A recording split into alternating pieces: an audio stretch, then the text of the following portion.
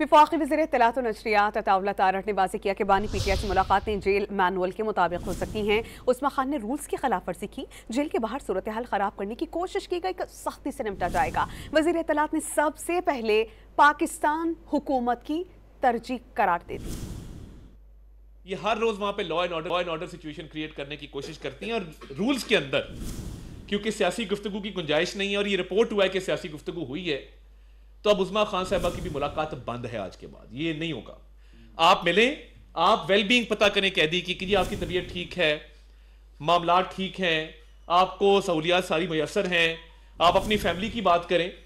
जो सियासी मामलात, स्टेट के खिलाफ लोगों को उकसाने के मामलात हैं, वो सारे रिपोर्ट हुए हैं। जो वायलेशन करेगा उसकी मुलाकात बंद है। ये कोई बात नहीं है कि आप अंदर जाके इंडिया और अफगानिस्तान का बयानिया चलाएं।